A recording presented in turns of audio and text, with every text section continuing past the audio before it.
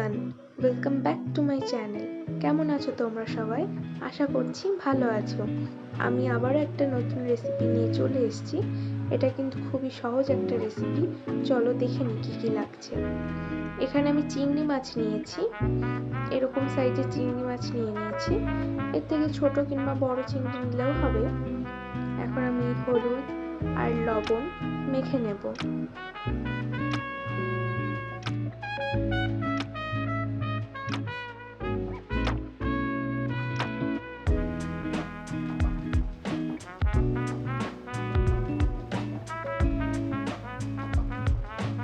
এবার আমি একটা মশলা রেডি করে নেব। তার জন্য আমার লাগছে আদা কুচি, পেঁয়াজ কুচি, দিয়ে দিচ্ছি 4 থেকে 5টা কাঁচা লঙ্কা। এটা তোমাদের স্বাদ অনুযায়ী তোমরা দেবে, কম বেশিও করতে পারো। দিয়ে দিচ্ছি 4 থেকে 5 কোয়া রসুন, একটা বড় সাইজের টমেটো।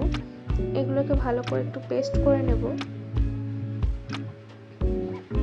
আমার হয়ে গেছে একটু পেস্ট করা। এখন দিয়ে দিচ্ছি ধনে আর জিরে, দিয়ে ভালো করে একটা পেস্ট রেডি করে নেব। এখন কড়াই বসিয়ে দিয়েছি। কড়াইটা গরম হলে আমি দিয়ে দেব সরিষার তেল।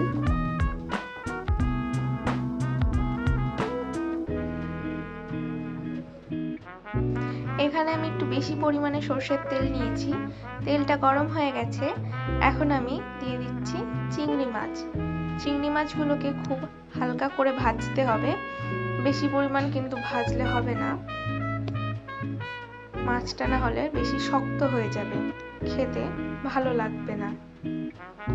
একটু নাড়াচাড়া করে আমি মাছগুলোকে তুলে নেব।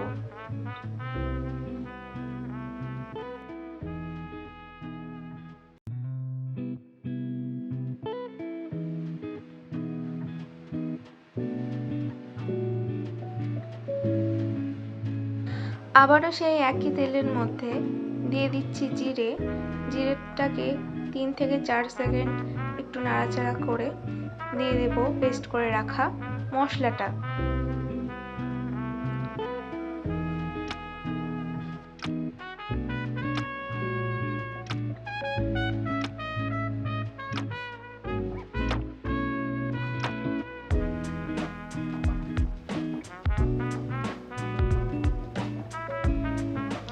এই পর্যায়ে দিয়ে দেব স্বাদ অনুযায়ী লবণ আর হলুদ আর সামান্য একটু চিনি। চিনিটা দিলে এর কালারটাও বেশ ভালো আসে। আর খুব ভালো মতো মশলাটাকে কষতে হবে, না হলে কিন্তু মশলার যে কাঁচা গন্ধটা আছে সেটা থেকে যাবে আর খেতে ভালো লাগবে না। মশলাটা আমার কষা হয়ে গেছে।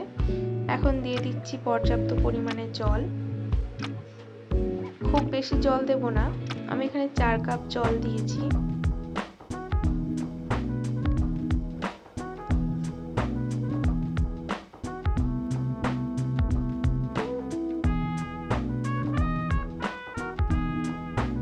জলটা একটু ফুটে আসলে 5 মিনিট ঢাকা দিয়ে দেব।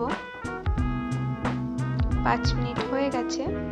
এখন আমি ভেজে রাখা চিংড়ি মাছগুলো দিয়ে দেব, দিয়ে আরো 2 মিনিট ঢাকা দিয়ে রেখে দেব। জলটা শুকিয়ে গেলে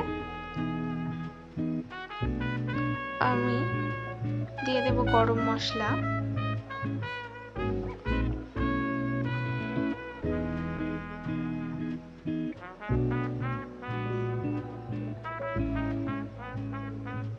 আর গরম মশলাটাকে দিয়ে আমি গ্যাসের ফ্লেমটা অফ করে ঢাকা দিয়ে রেখেছিলাম 1 মিনিট মতন।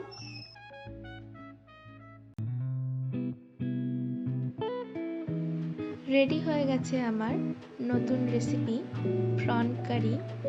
এই রেসিপিটা যদি তোমাদের ভালো লেগে থাকে তাহলে তোমরাও একদিন বাড়িতে এইভাবে ট্রাই করো।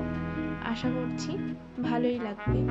আর এটা কিন্তু গরম ভাতের সঙ্গে একদমই পারফেক্ট। আর যদি ভিডিওটি ভালো লেগে থাকে তাহলে লাইক, কমেন্ট, শেয়ার আর সাবস্ক্রাইব। দেখা হচ্ছে নেক্সট কোনো একটা ভিডিওতে। বাই।